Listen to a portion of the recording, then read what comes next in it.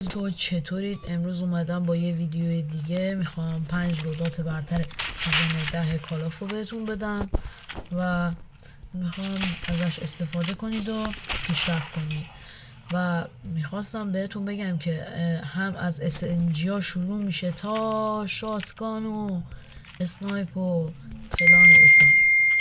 حالا شما بچه ها برای اینکه این اتچمنت ها رو بذارید و راحت باشید میتونید از چیز استفاده کنید، از کد اتچمنت ها استفاده کنید که راحت تر بذارید و سریع تر برید باش پلی بدید.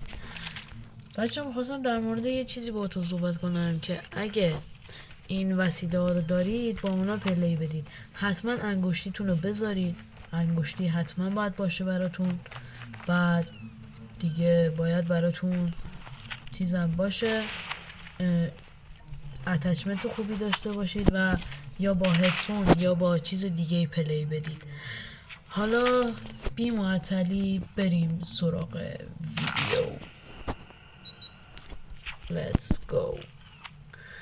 خب بچه ها میخوام براتون در مورد اتچمنت ها توضیح بدم. بچه ها اسنایپ DL اسنایپ اول میخوام با اون براتون شروع کنم که یاد بگیرید که اول چجوری بذارید. براتون آموزشش هم داخل یه ویدیو دیگه گذاشته بودم اگه دیده باشید. و میخواستم در مورد اسنایپ صحبت کنم که دیل به یکی از بهترین اسنایپ های سیزن 6 کالافه که بافم است. این اتچمنت بهترین داشتم صحبت می‌کردم. دیل یکی از اتچمنتاش خیلی بافه، براتون امروز آوردم، حتما برای بتل بذارید، خیلی خوبه و عالیه این اتچمنت، حتما ازش استفاده کنید و بی معطلی let's go.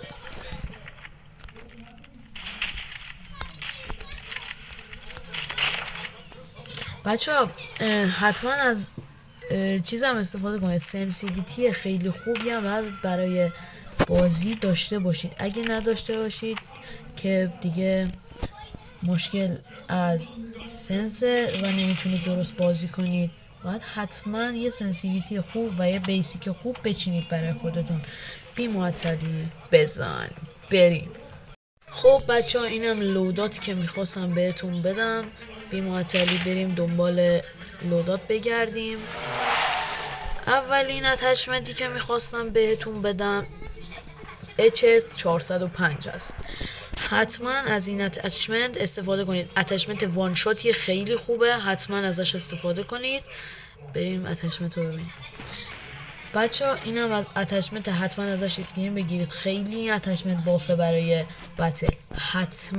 حتما از این اسکرین شات بگیرین و این کد این بالا که الان بغل این TRI هست بزنید و کدو بنویسید و داخل این سمت راست پایین میتونید این کدو بنویسید که نوشته no dot.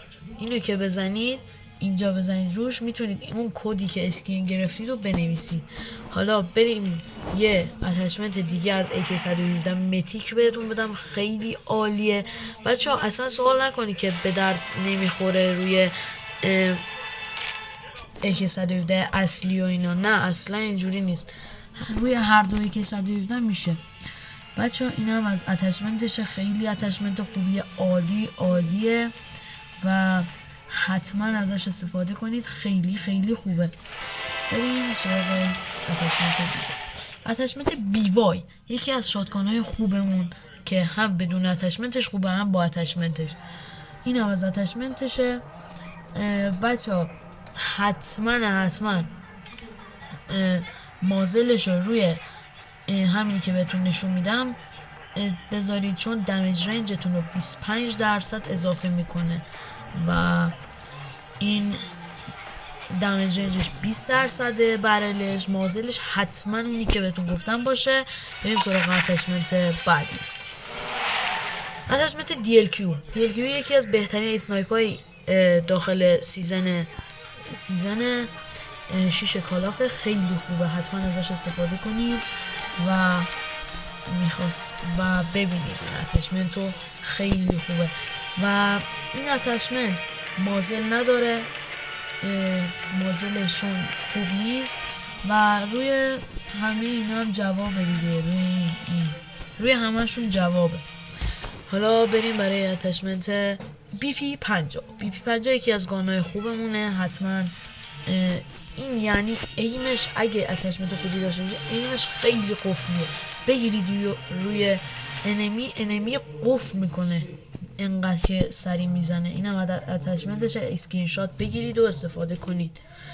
و اتچمنت آخری AK47. AK47 هم لجندش و اینا فرقی نداره، هر کدومو دوست دارید بذارید، ولی من پیشنهاد میکنم که حتما از این اتچمنت استفاده کنید، عالیه این اتچمنت. و به پایان ویدیو رسیدیم و برای بتل حتما کاتانا بذارید یا نیزه یکی از بهترین نایف‌ها با کاتانا. و امیدوارم که حال همتون خوب باشه، امیدوارم از این اتچمنت خوب استفاده کنید و باهاش بتونید انمی های بیشتری بکشید و 3 سوته رنگتون رو لجند کنید. خدا حافظ.